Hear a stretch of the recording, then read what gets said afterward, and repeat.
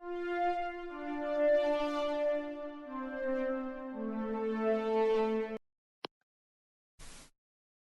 everyone, and welcome to a special SWW interview segment.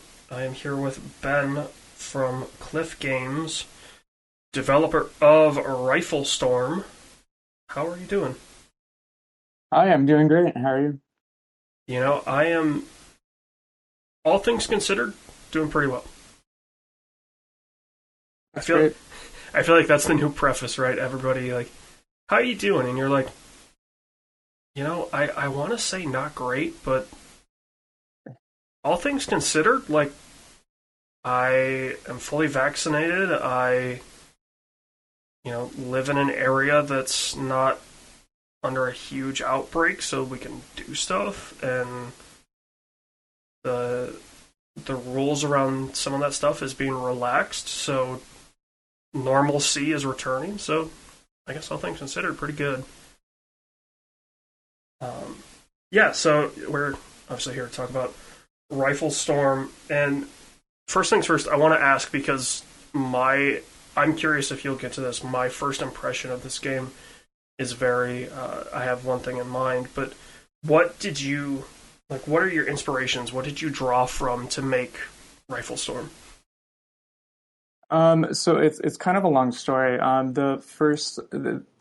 This started actually back in like 2009. So I made a Flash game. I mean, that's also why it kind of looks like a bit like a Flash game because I did originally do all the art in Flash. The original inspiration was actually from Final Fantasy Tactics. I don't know if you know that game, and it's the same kind of style. You have but you have knights and wizards, and you move around a board, and you build up a cool, I guess, team, and you end up winning the game. But at the same time, I was also playing Call of Duty, which is guns, and it's like a modern warfare kind of game. So I figured no one's actually put those two and two together, and I thought it would be a cool combination. So I ended up making those games for a few years, and since I've been working on this game, I figured I wasn't really sure what I wanted to build. And I eventually settled I wanted to redo those Flash games I made years ago, and I just wanted to make a better version, put that on Steam. I get I get real Into the Breach vibes from this, and I guess that's Yeah, just because of like that's the most well, recent one, or I yeah, guess that's the most definitely popular one. yeah, that is a recent. I mean, the game does have a lot of inspirations, so one of them would be Into the Breach. While I was working on this game, Into the Breach did come out, and that definitely influenced some of the game because it's definitely a really well-made game. The UI, the game design. Um, so Into the Breach was definitely a big one. FTL, Faster Than Light, which is another game from the same people, and then also Slay the Spire was another game. So as I was working on this game, this game's been in development for about 4 years. I mean, the first year was about prototyping. So as I was developing, new games came out, right? So Into the Breach came out at that time, and then Slay the Spire, and I was playing those games, and that definitely influenced what you see today. Yeah, it's interesting that I guess I mean turn-based strategy games have been around forever and they always come out, but I feel like there was kind of a like the surge and lull.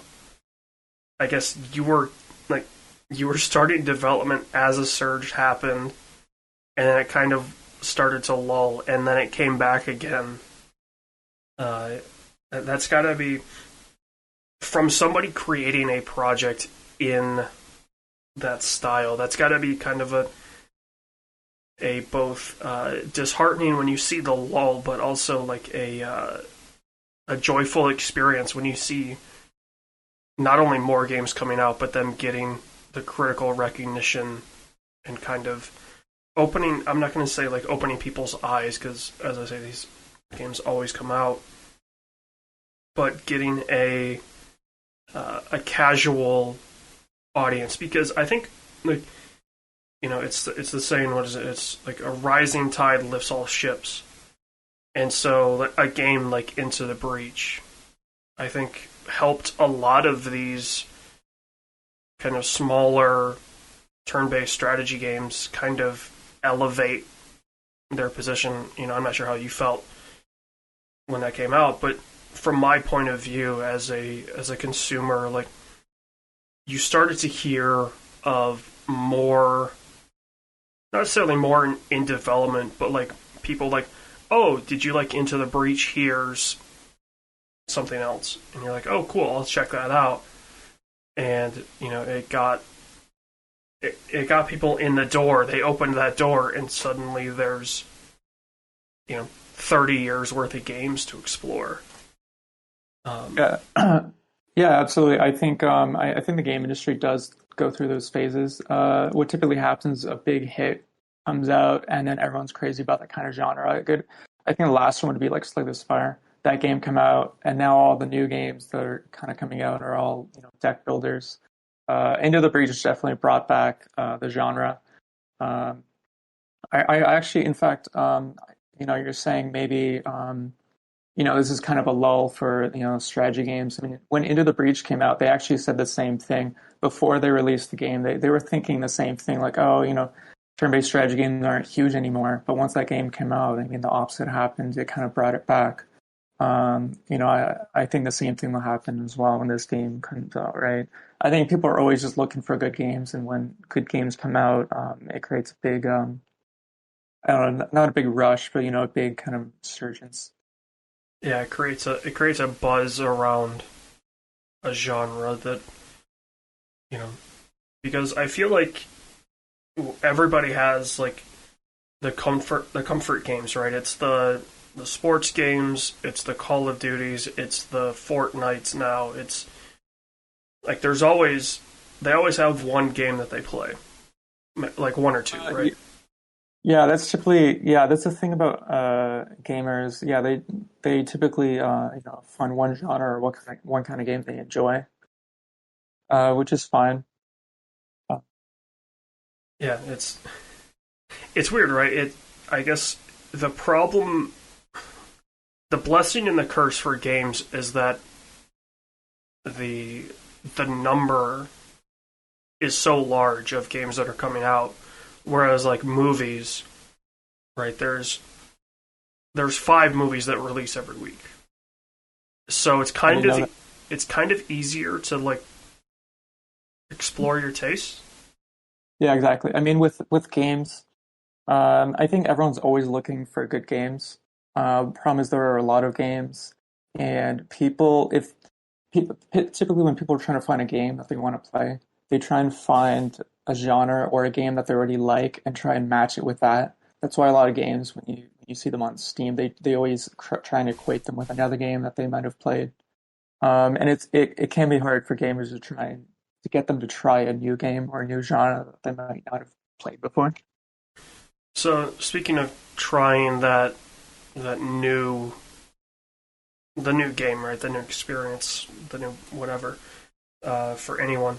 Um, does is Rifle Storm kind of like should we expect when we're playing it an Into the Breach style of turn-based So, game, or are we looking at kind of classic turn-based? so I would say it's more like a modern roguelike game. So think Into the Breach, Slay the Spire. The idea, yeah. So you start a run. So there's 6 squads to choose from, and each squad has its own kind of play style. And then you would start a run, which would be last maybe an hour and a half around that time. And the game is totally randomly generated. And you start at like the checkpoint zone, which is it's like one region. Uh, and there's you move through the region just like Slay the Spire or you can think FTL. And as you move around, there's random events and there's random battles. And as you go along, you'll eventually reach the final boss area, which is like the bunker where you gotta go and defeat, and secure the bunker. And the whole idea is as you're moving through the regions, you need to come up with a strategy for your squad. You find items, you upgrade your items, and you'll eventually need to come up on the fly with a winning strategy to beat the game. Um, that's the whole idea. So you mentioned the squads that there's 6 of them. Are they are they preset squads? So like, are we going into like, okay, this one's Yeah. got three Yeah, they're all close. preset. Okay. Yeah, they're all preset. There's one option. There's a random option where you can randomly choose from the unlocked squads, and there's a custom one where you can build your own squad. But the reason I went with a lot of different, I played with a lot of different ideas, and I ended up going with preset, um, just to make sure, because one thing I wanted to make sure was, because the game has a lot of different items and kind of combinations, I want to make sure each squad kind of highlighted those, I guess, unique areas of the game. So each squad is kind of crafted to kind of give a different, unique experience. If the player could just make their own squad, it might not come out as great as I want it to be. But they could also do that on their own if through the custom option. Well, so do you have any of creating a custom squad? Do you have a preference? Are you a up close and personal, or are you like a wait and see, or are you kind of somewhere in between?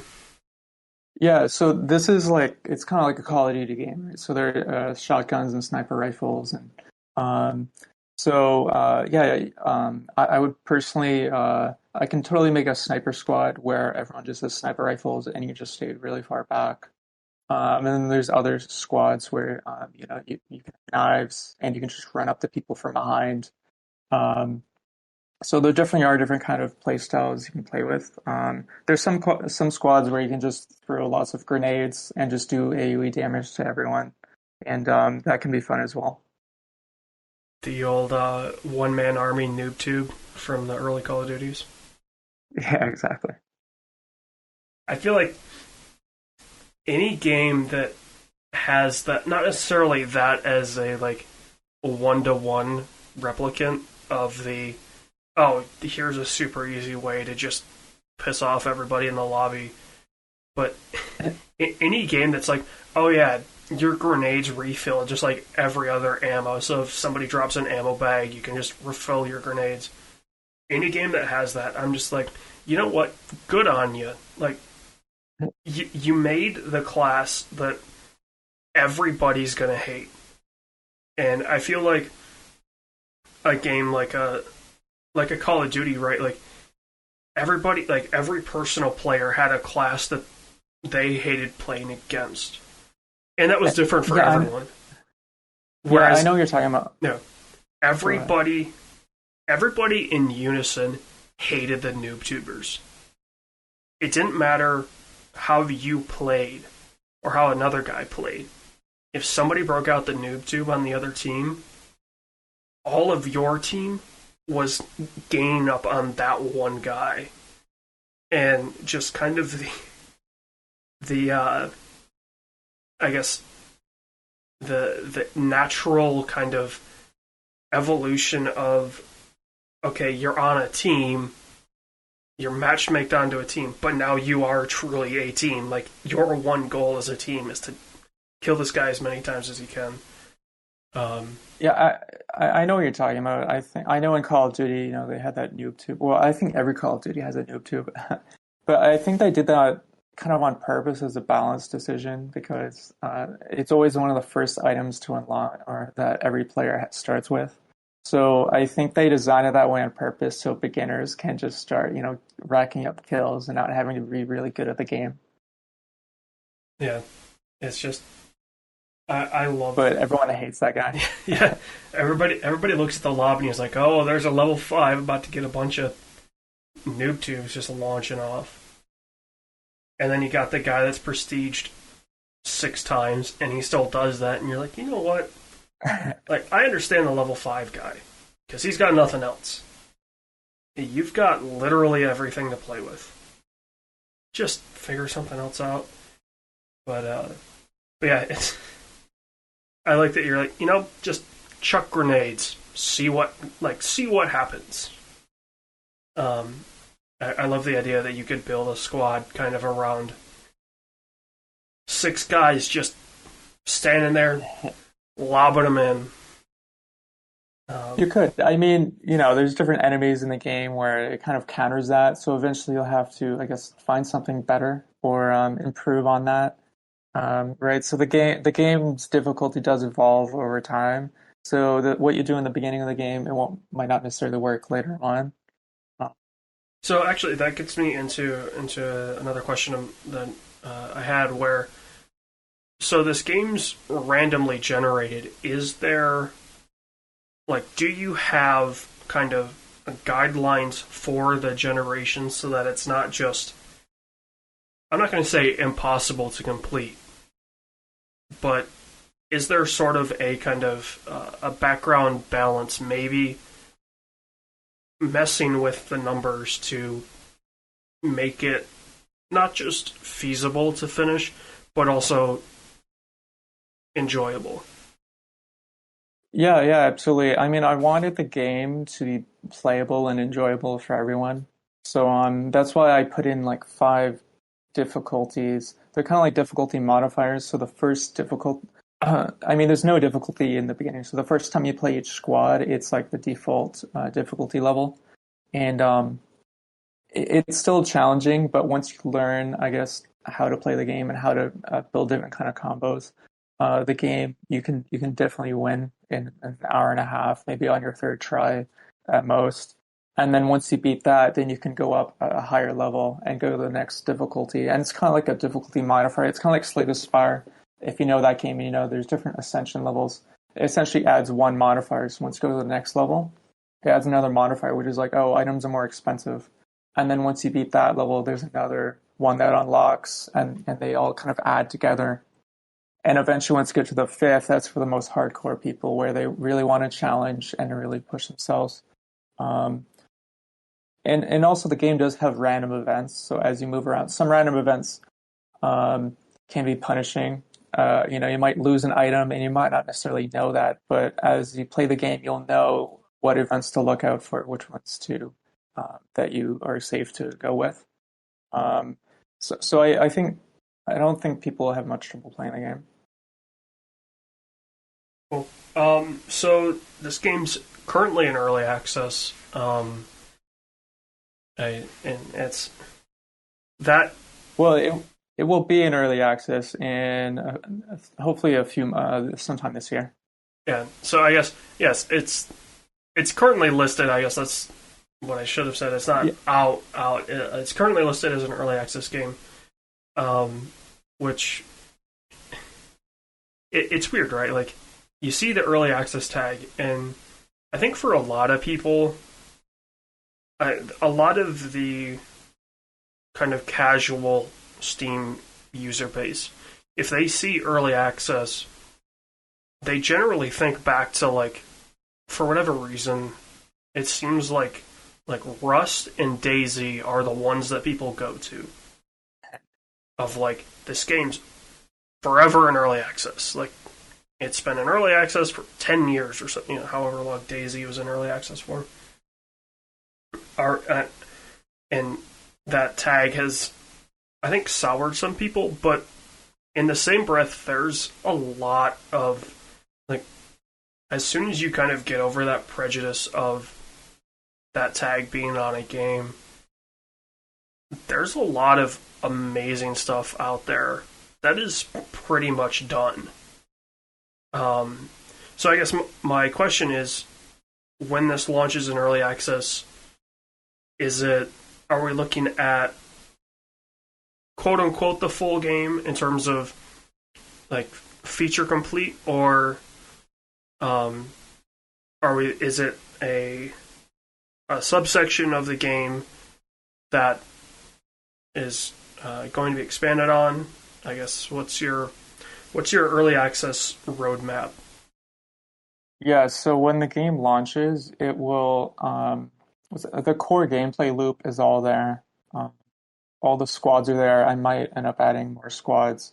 But what's missing is really, I guess, all the nice to have. I guess more features and more content. So I ended up taking out achievements just to be able to get into early access earlier. So I ended up just hiding some non-essential things like statistics. So when or when the run, it kind of keeps track of all that. I ended up just kind of hiding that for now, hiding achievements. But I mean, the full game will be there. The only other thing I had to cut because it was quite a lot of work was the final, I guess, like bunker region where you do the final battle. I ended up just disabling that. And there aren't as many random events as I would like. and but everything else is in there, and I'm trying to polish up the game as much as I can. And I know you're saying that a lot of people, don't like the early access label because of a few bad apples. That's why I'm really trying to build trust in this. So I'm doing a lot of playtesting. I want to make sure the game is polished and not buggy, and that people definitely has confidence. All right, because once you lose that, it's really hard to gain trust back. Yeah, you don't get a second first impression. It's whatever. Exactly, and that's why Yeah, that's why it took so long to develop this game, right? So I just kept going back to the drawing board, just trying to put in more, I guess, make everything better. yeah, you gotta have that. You know, you can't just spit out, like, I hate to say garbage, because there are a lot of people on early access that have, as I say, amazing things. There's also a lot of garbage. Exactly. Yeah, I know, and you really only get one launch on Steam, right? Even if it's in early access, right? So you can't screw that up. Um, Yeah, that's got to be, I guess, daunting would be the right word, of having that kind of pressure, I guess, on you to, like, when we put the game out, it needs to work. I mean, even it hits everyone, right? I mean, CD Projekt Red is one of the largest developers in the world, and their most recent game was a dumpster fire when it came out for a lot of people. And no matter yeah, I mean, no matter how they fix it, that's still the right. Cyberpunk 2077 will always have the the the feel, or I guess the stigma, of this game was absolutely broken for I guess what the now old last gen consoles. yeah, I mean that's definitely a change in the industry, right? Because games before they would get to the gold state and be fully tested and then released. But now what happens is the games are released to meet a certain timeline, a certain holiday season or whatever. So they push them out early and they're like, oh, we'll fix it later. Right? I know certain games that came out that, week one of launch, they had like a 2 gigabyte, patch. Yeah, I feel like that's small now. I mean, we talk about, and that's a whole nother discussion of patch sizes getting way too big. I mean, you can look at the most recent Call of Duties to realize that. I think they said, what if you have Black Ops, Modern Warfare, and Warzone installed, it will no longer fit on a base PS4. Yeah, I remember reading that. It's pretty insane. Like, we talk about game sizes, and it's also kind of like it's fresh in a lot of people's minds, because one of the, it wasn't necessarily talked about as like a super selling point, but one of the selling points of the Series X and the PS5 was like, with this new fast loading, you could potentially offload some of the files onto the cloud, so it'd be then internet dependent, or you can kind of, you don't need multiple versions of an asset. So in theory, things could reduce in size. And, they were talking about that, and then suddenly Call of Duty comes out and it's 80 gigs, and you're like, yeah, I don't feel like that really happened. And, 80 gigs sounds small. I heard of another game that was even bigger. Um, well, yeah, yeah, I mean, what, Destiny 2 at one point was 150. yeah, Hitman 3, if you have everything, if you have one, two, like if you did the whole process of transferring stuff over, I think Hitman 3 is like 140 gigs or something like that. But it's also 3 games. Like, it's kind of, in that way, it's tough to like bash them, because you've got effectively 3 games under one launcher, so a little easier to swallow.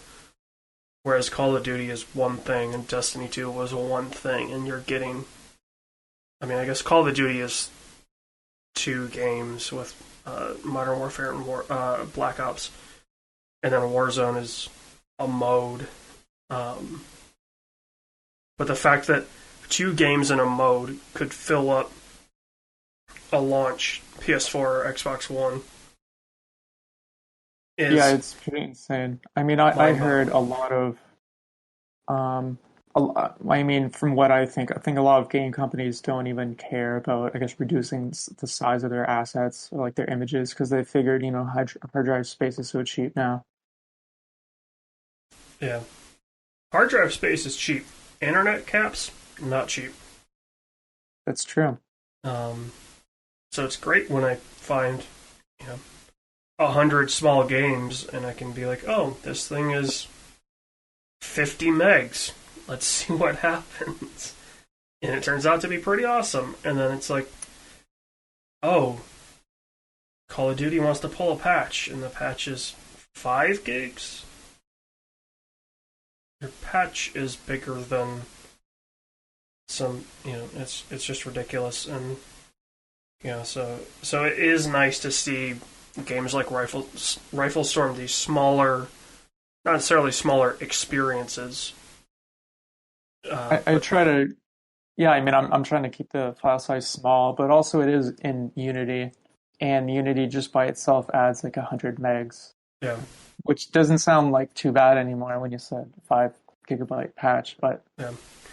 So it's interesting you say that it's on Unity. So down the road, I'm not asking you to like definitively say yes or no.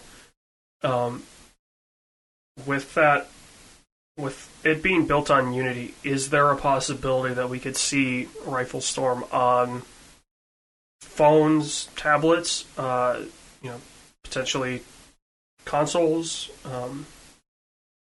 Is that a possibility? Yeah. Yeah, that's hard to say. I mean, that's one reason I went with Unity. So I always have that option in the future if I would want. I can't say for sure, but I'll consider what to do once it gets into early access. It's definitely a possibility, though. I mean, it's all about the reception in early access and just seeing how people feel about it. I definitely design parts of the games, the UI and everything, so it can be played on a touchscreen and on a tablet and on console. So it could potentially go everywhere. Yeah, and I mean, we'll see what happens. Yeah, you look at a level, and it's not. It's doable to, scroll a little bit on an iPad or a tablet or even your phone, or use a stick to move the camera around. Like, the worlds that you have, it's not massive, right? So you're not getting necessarily lost in the world. In fact, yeah, I mean, in fact, I actually reduced the map size. I'll admit it, I kind of copied Into the Breach in that way because Into the Breach only has a map of 8x8. I ended up going the same route just so I can fit everything on one screen. And if I go to tablets or consoles, I can fit everything on one screen. People won't have to scroll.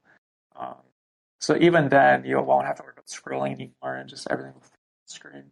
I think it's great. Yeah, that's definitely. I guess it's not necessarily an issue on PC and console to a certain extent, but I definitely feel like for any game, right, to succeed on mobile devices, it needs that ability to, even if you have to scroll around, like one swipe needs to be able to do it. Like, I'm sure there's some psychological study that says, like, oh, if you need to two swipe something, like once the user gets past 2 swipes, they're done. Like, I guess pulling off of personal experience, like if I have to scroll through menus more than 2 or 3 swipes, I'm just like, okay. Yeah, absolutely. Yeah. No, absolutely. I mean, one rule in, I guess, game UX is it shouldn't take more than 2 clicks to get anywhere in the game. Right. Yeah, that's definitely. I feel like that's a common thing for you know games for when you design uh, a DVD. Well, design a DVD title screen sounds weird because not a lot of people use those anymore. Um, but when you were designing, DVD splash screens, it was like the the end user needs to have to hit at most three buttons to either start the movie or get to exactly where they were. And that's always the fun struggle of building things in such a way that you're just like start from the beginning, just start over whatever, that button. And then like okay, for a game, right? Like a save, selecting a save, and then like options. I always felt like UX designers gave up when people got to like the far right, so the options or the subtitles and stuff like the settings on a DVD because they were just like there's menus on menus in these things and everything else is nice and neat and I don't know. I mean, I always just clicked play yeah when I had a DVD. yeah it's just like and I guess Netflix and streaming kind of killed that idea because that's you know there's no longer those menus to go through. It's just title, play. It either continues from where you were or it starts over. And you no longer have those splash screens. And I feel like it's funny, we were watching what's the last Brosnan Bond? We're watching that, and like the menu for that is over the top. You're like, it's a crosshair, and then when you hit select, it's a gunshot, and like it's full like they took the menu and are like, let's make it a James Bond menu. We need to make sure they know they're watching a Bond movie. I was like, that is just Yeah, I'm just trying to imagine how much work that was, and most people won't even care. They just want to watch the movie. Yeah. I mean, I felt bad for, I'm sure the intern that had to, or interns, back in the 90s that had to figure out how to do that. And their boss was like, oh, I need that done yesterday. And we want it to look like this and have fluid motion and it's got to look right. Meanwhile, they look at basically every other one, and it was just like it was a highlighted drop shadow, and nobody cared. So, Totally. yeah, I'll tell you what though, Ben. I am genuinely excited. I was gonna say like ready, but this is still, as you say, a little bit off, but I'm genuinely excited to see not only how this game is initially received, because I feel like from talking to you and some of the stuff that I've seen, it's gonna have like a good following. Like it may not be the biggest game, but a lot of times the biggest games draw in the casuals. So they like play it for 2 weeks and then they're done. They're out. But Yeah, I mean, games, Go ahead. Yeah, these smaller games they build communities, right? You play the game and you want to know all the intricacies, and you want to then you get on message boards like Reddit or Twitter or whatever, Facebook, and you put out that you're playing this. Well, then somebody else that's playing it, you connect and you grow a community through that, and it'll be fun. Yeah, absolutely. I mean, one thing was one reason I went with building this game was because there is actually I wouldn't say a huge following, but there is a following for this kind of game because this kind of is a remake of the old Flash games I made like years ago, and a lot of people that are following me now actually played those old games, which I'm surprised anyone remembers. So I am kind of piggybacking on that. Um, so I so that definitely helps. Yeah, you get the the Twitter DM like, "Hey man, I played the Flash game," and you're like, "Wait, people actually interacted with that, and you want me to keep doing it?" And it's like, oh, like that's always a really good feeling. I mean, for I'm sure for you, it felt the same way. Like when I like the first, I guess, mainstream project that I worked on for a short film. Um, it got linked to my IMDb, and somebody messaged me. I'm like, dude, that movie was pretty cool. I was gonna say awesome, but they didn't say that. They said it was pretty cool. I don't want to put words in their mouth. And you know, are you like continuing working with this company and this crew? And I was like, oh, somebody like actually took the time to find me. Like I'm not easily findable on the internet, and that's kind of partially a reason. I mean, Like, that has to feel good. That yeah, has to feel great. yeah, I'm like, Having a fan. yeah, it's like, I guess this is the equivalent of what I'm sure editors in Hollywood like when people would send them letters, like and they open their mailbox and it's you know, oh, insurance offer, spam flyer, bill I need to pay, another bill I need to pay. Oh, who's this? And you open it and read it, and you're like, oh, like this is, yeah, like that. And I don't know how necessarily you felt, but for me, I was like, you know what, like that person's awesome. Like I, I, I can tell you. I mean, I was gonna say I I can don't tell. like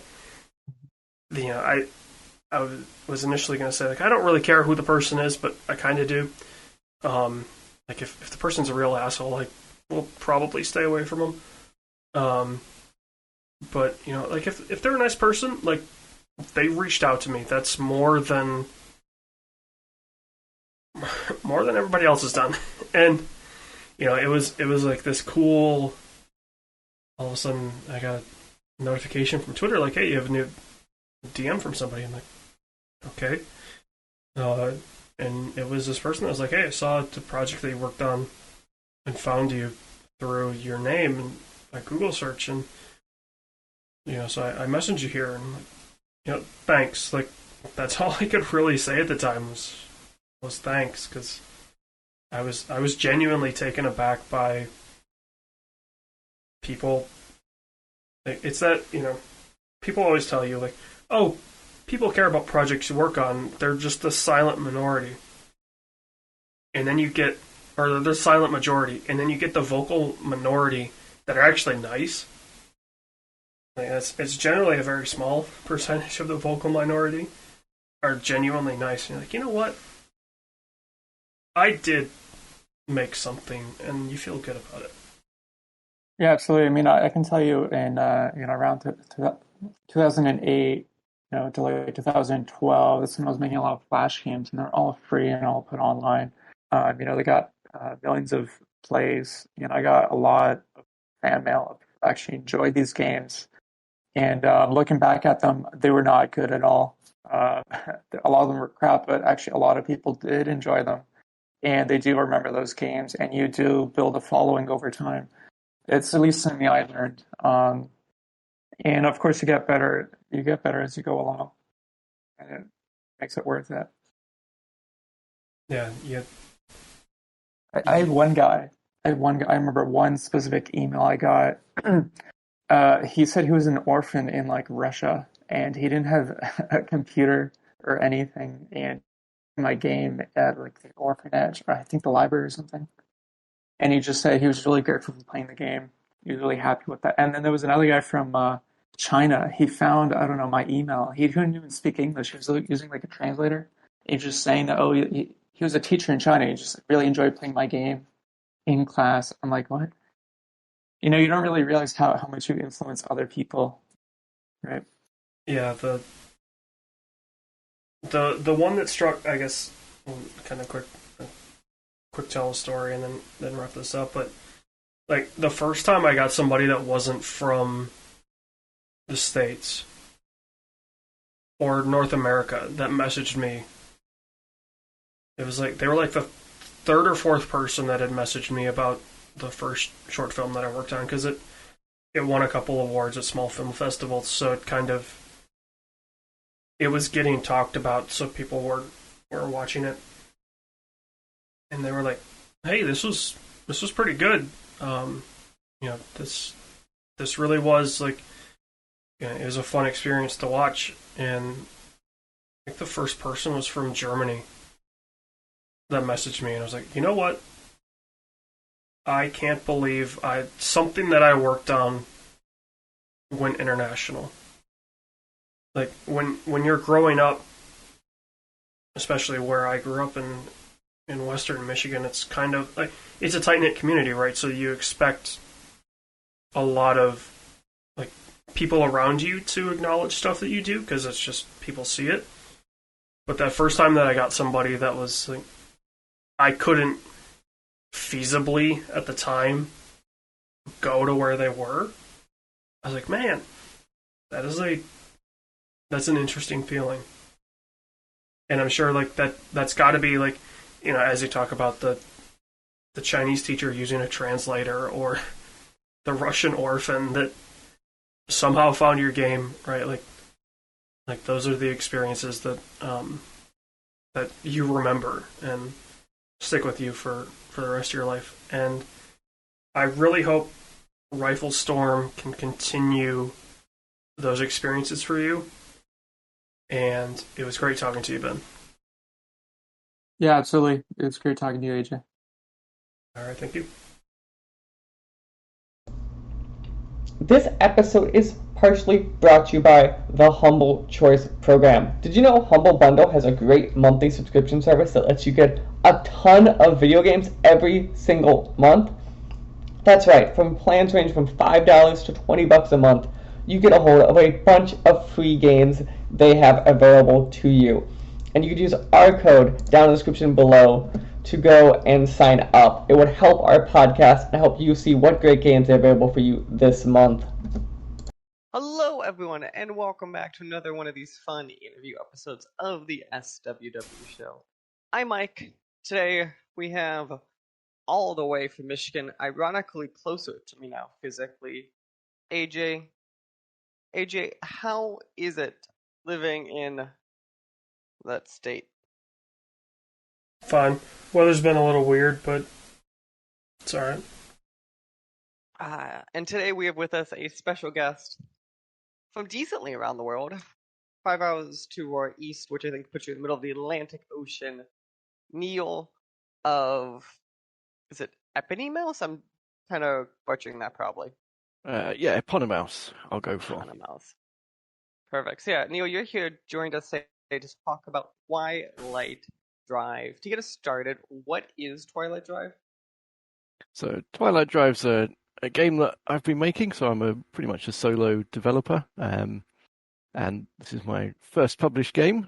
It's a top-down racing game, basically. So its kind of novel, distinctive feature is that you attach to the corners you want to turn round by using a sort of grappling hook-like mechanism. So between the corners, you kind of drive as usual, and then when you hit the corners, a lot of them have kind of got these attach points, so you sort of hook onto them and sling your car around the corner. So I think that's what caught my eye about you too, was that it was very interesting mechanically of doing that. Initially, I gotta ask, how hard has that been during development to make that just function correctly?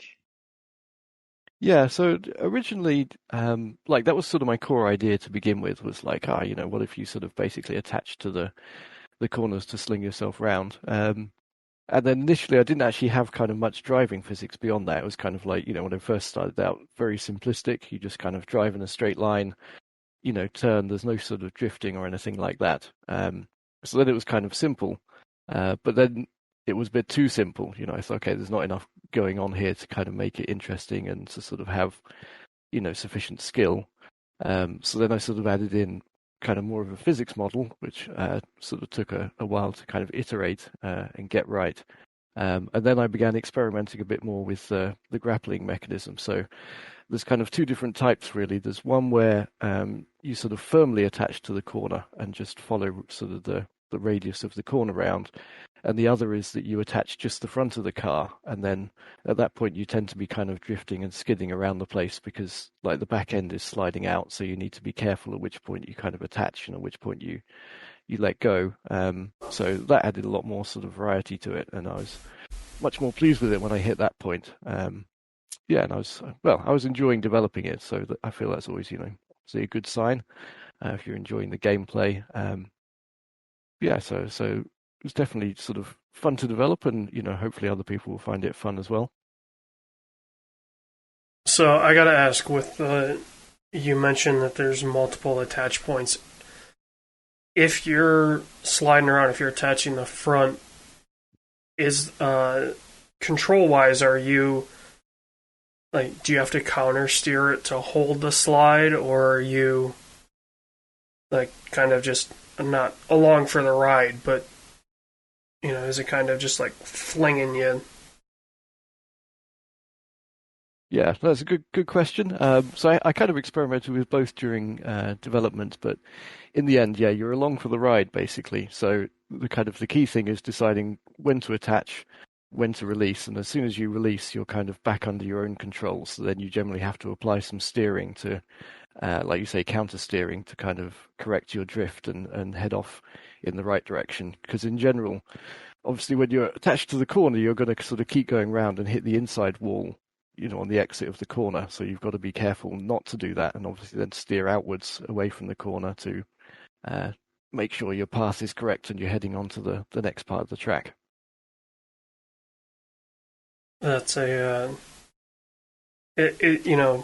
a lot of these, I guess for me, because I'm more into driving games in general, like a lot of these top-down games, there's like they all kind of rely on the same gimmick. It's normally kind of not necessarily arcadey, but it feels like you're driving on ice a little bit.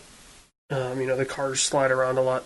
So having this, kind of like you have an anchor point, so you're going. That's your, it's a stationary apex. It's not this car that feels like it's out of control all the time while you're trying to drive around. That's definitely a, I guess for me, an interesting and a new take on the top-down driving game.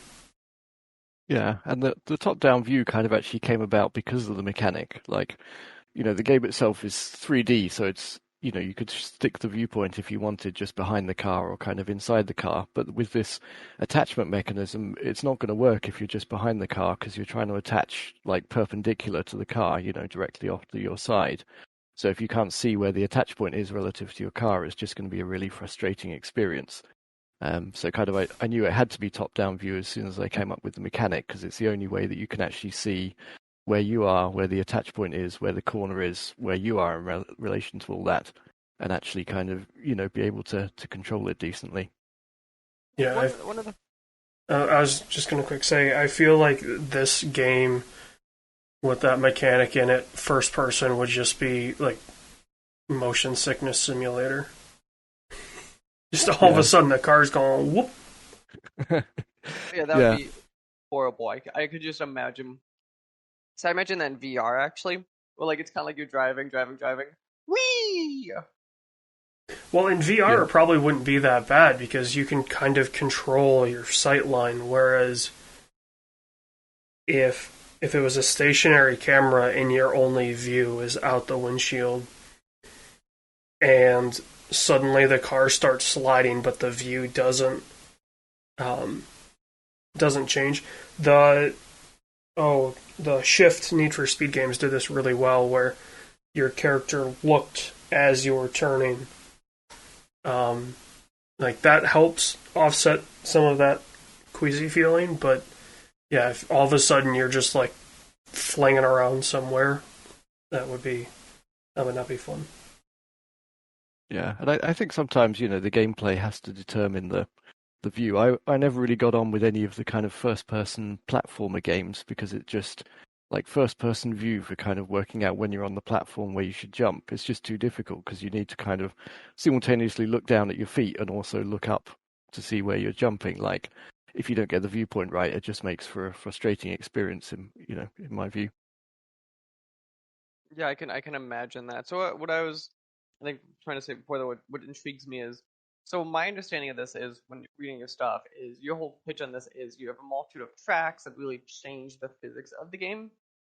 Why did that road? I'm kind of curious versus like going down and like changing the cars up themselves. So I guess it'd be like fun with like, oh, a sedan type car, and then you have a sports car, and then you have a Jeep. Like, was that a thing that crossed your mind kind of during development of this? Or was it to you being like, we should focus on the environment more so and make this be the constant? Yeah, so I mean, under the hood, really, you've kind of got like a physics model with a bunch of constants that you can twiddle, and as you say, you can either kind of, alter those based on what car you think you're driving, or you can kind of alter them based on what surface you think you're driving on, or like a combination of the two. Um, so yeah, I guess I kind of just ended up. I'm not sure there's a conscious decision as such, but I kind of played around with different surfaces. So like there is a kind of icy surface, there's more of a dirt surface, and then there's sort of tarmac.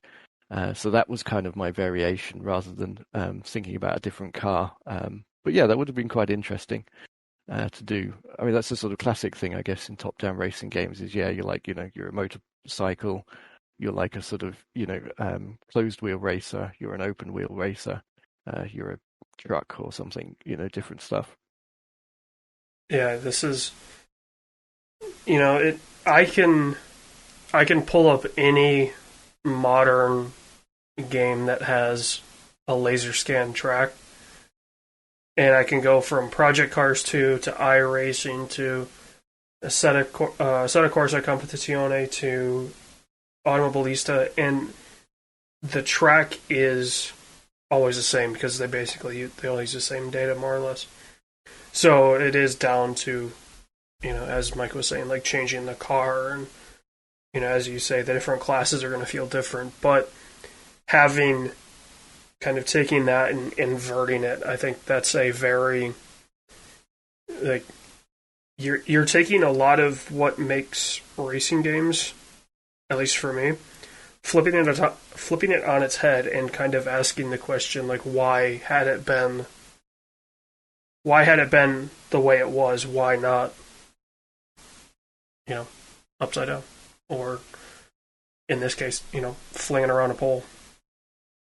Yeah, yeah. I mean, I'm not too fussed about kind of realism. I think if you, it's obviously that's one type of game is kind of the racing simulator where you try and be very, very realistic in how you're driving, and the physics model and things. But I think it's ultimately there's only one reality. So if you're going for realism, you're kind of constraining your design down to the same thing.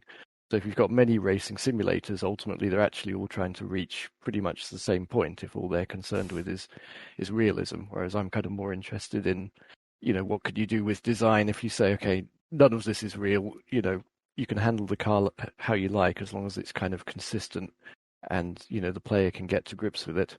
And, what can you do with that to make it kind of more interesting and a bit different than what's gone before? Yeah, and I mean, as you say, it's, the simulators are going to be a simulation. And I feel like I guess really there's very few, there's really very few driving games that aren't simulations anymore, it feels like, that are of a big scale. But a lot of them, I mean, even like Forza Horizon has kind of gone down the realism route. Like they're pulling a lot of data from. Like Need for Speed is where I was going to go down for that. I mean, even those. I mean, those guys that a lot of the teams that work on those now are former, a couple of them are former Bugbear people, and they're trying to, because I feel like even a casual fan, right? You give somebody what looks like a real car, and I think this is where your top-down helps disassociate this. You give somebody something that looks like a real car, and they expect it to drive a certain way. Like you always have a preconceived notion of like, okay, this is how a car drives. No matter the game, you're kind of expecting. You always have an expectation of how the car is going to control. So I think using your physics of the only way you're going to be fast is by attaching yourself to an anchor point. By changing that viewpoint to a top-down, you can suddenly, like, that connection breaks of you no longer expect the car to handle like a real car. So, yeah, I think you hit all the right, for me at least, the right points to really be able to explore, I guess is the right word, explore what else is out there. I mean, the market for just like casual racers isn't there anymore. I think that the team that made Dirt 5 can tell you that. Like, that audience doesn't exist anymore. They either went to Forza Horizon or they're now playing Fortnite and Call of Duty. Or they went in the opposite direction and are now on ACC, Project Cars 2, iRacing, services like that. So, yeah, I feel like the casual arcade racing fan,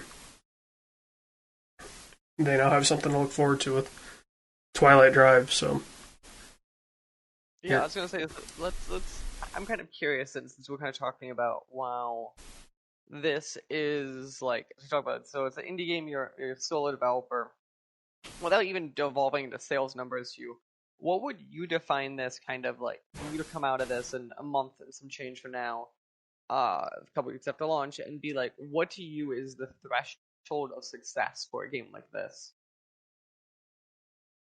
Yeah, I guess I'm kind of flexible, so I'm doing this as a sort of side project.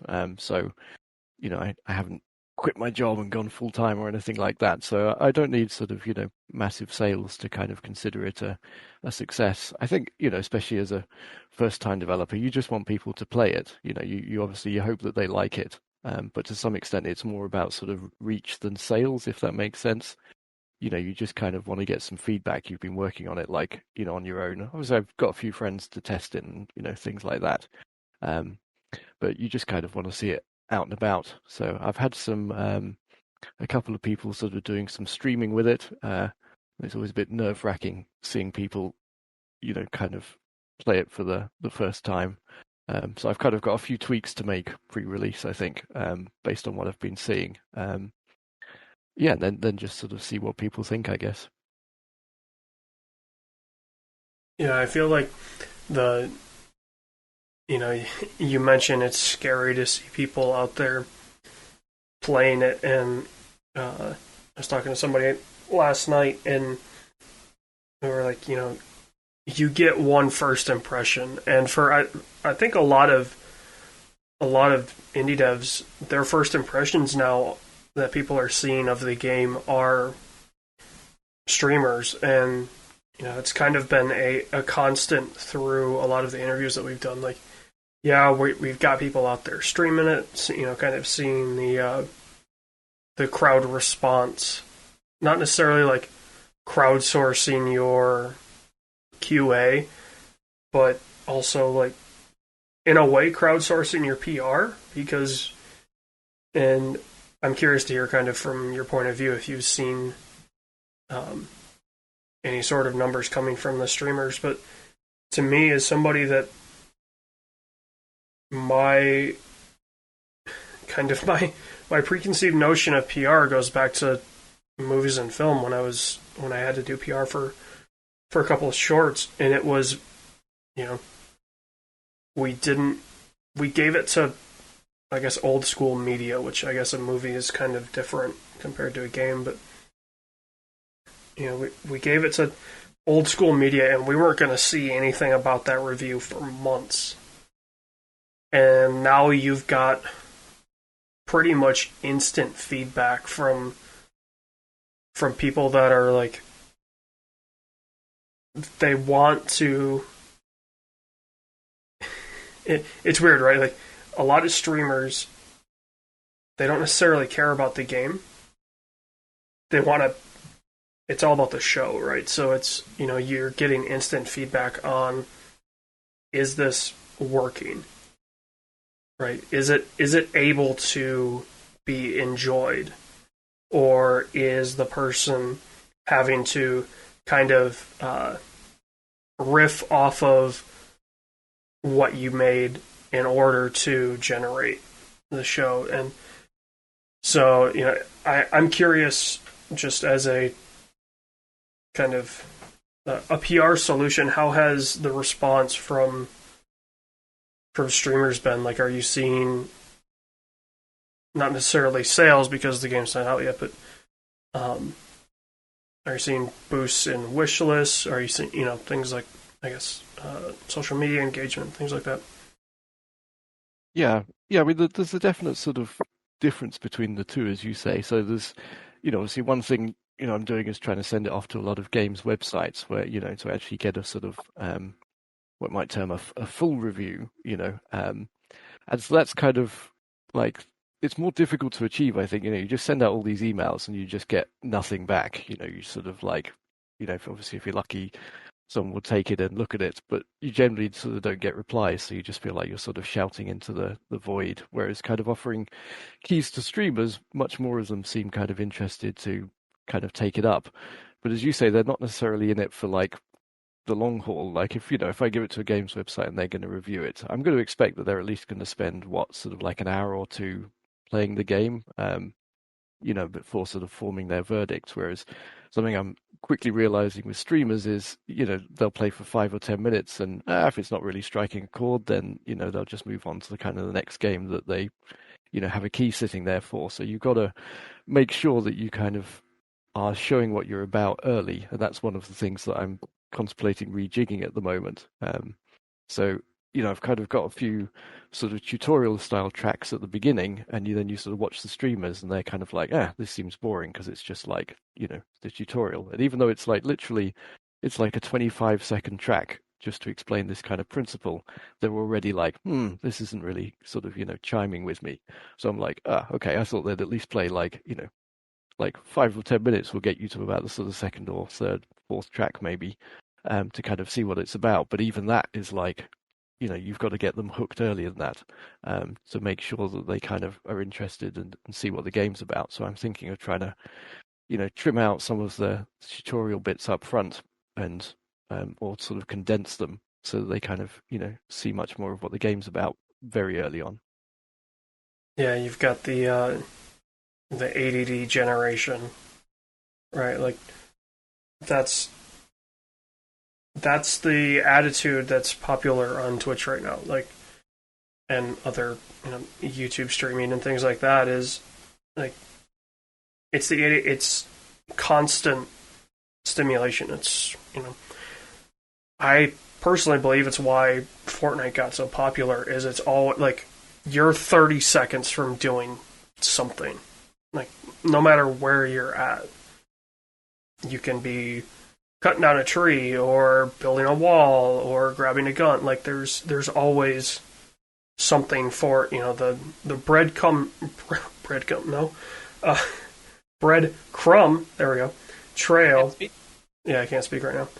The breadcrumb trail is, instead of like a very defined path, it's like taking it and just scattering it for the pigeons in the park. Like, they can go whatever way they want. that to me seems to be the kind of common thread between a lot of the popular streamers. But there's also, I mean, there is the audience of they just want to relax and watch somebody like just enjoy whatever they're in and not, as you say, just dump it after 30 seconds and onto whatever company sent them a key, in their inbox. So, yeah, I think. Sorry. Oh no, I was just gonna say that from my point of view, like if I were developing something that I wanted to, I guess, make streamable in the sense of getting not necessarily a lot of people playing it in terms of streamers, but getting engagement high. As you say, like your tutorial seems to be where they're falling off. Like maybe just set that as a menu option, right? And just get straight into the game. And I think even though they wouldn't necessarily know how to play the game, or understand the minutia of the systems, like that, putting tutorials aside seems to be what streamers want, especially because they can just hit a button and just get right into a game instead of, oh, I gotta sit through 2 or 3 tutorial levels and then I can get going. Yeah, and I think it kind of, I think you're right, and that's something that I'm learning hopefully, and trying to learn quickly. I think it comes from, I always sort of get frustrated in a game if there's like a mechanic that the game didn't tell me and that I'm supposed to find out maybe by Googling it or like reading a wiki, or just like some sort of hidden moves that haven't really been explained to me. So I kind of prefer if it is actually up front, like, oh, this sort of does this particular move, like this mechanic is here, like to actually have it explained. But then I think essentially, I've learned that I've maybe over-egged it slightly, so maybe there's a little bit too much teaching and sort of not enough getting into it to begin with. I think that's something that's tricky as a developer, because when you're doing it, of course, you're personally very invested in it. So Right. you're like, okay, I'm assuming everyone's here for the duration, and like I'm going to structure the perfect experience, assuming that they're all going to kind of reach to the end. So, like things like getting the difficulty curve right and stuff like that. So you concentrate on that, and you kind of forget that actually the player doesn't really care. They may not stay for the entire length, and if you haven't hooked them kind of in the first, sort of little bit of playing it, then they may just kind of give up. So it's something you have to sort of try and bear in mind as the designer, is you've actually got to make sure that it's, sufficiently engaging all the way along. It's like, if you're making a film, for example, you mentioned films earlier, you might sort of have a reasonable expectation if you're releasing at the cinema that most people don't walk out at the cinema. Like maybe if it's really bad, but in general, you're kind of there to watch it. You're there for the duration. So if the first kind of 10 minutes are a bit slow, it's probably not going to lead to like, a mass work sort of walkout. But then you think, okay, but now the film's on like Netflix, it may well be that if you don't hook them in the first kind of 3 or 4 minutes, that they'll just click back, and go and find something else. So you have to sort of be mindful, I guess, of where your audience are and, whether they're likely to persist or not. Those damn streaming services. They've ruined the art form. We're killing them all. You don't understand this. It ends what is true art. We only accept true art or no art. AJ, get the blowtorch ready. I mean, here in the States, they complain about baseball turning into the 3 true outcomes. I think media is turning into the 3 true companies. And they're all streaming platforms. Yep. And on that note, I think we're going to get to the tail end of this. So, Neil, if people wanted to go check out the game, where do they wishlist it? How do they do all that fun stuff? Where do they go check it out? Yep, so if you just search on Steam for Twilight Drive, I just pushed the release date back ever so slightly, just 2 weeks from where it was. So it's coming out now mid-June, so 16th of June. but you can wishlist it now, and Steam will notify you when it's out. So yeah, it's on Steam. It's I think $10 if I remember right, or $9.99, and your sort of appropriate currency conversion. Yeah, so check it out. There's trailers, screenshots, videos, and all that kind of stuff on there to get that sort of a view of what it is. Perfect. Well, Neil, thank you for taking time out of your very late evening to talk to us today about Twilight Drive, and we look forward to the release of the game. Okay, thank you very much. Thanks for having me on. This podcast was a production of the SWW Show. To learn more, go to theswwshow.com. Remember, you can follow the show on Twitter at the SWW Show. You can follow me at Mikey_Maroney. You can follow AJ at LowSeatBoy. Remember, new episodes premiere on Friday, 9 a.m. Central Time on anchor.fm/SWW and podcast services around the globe.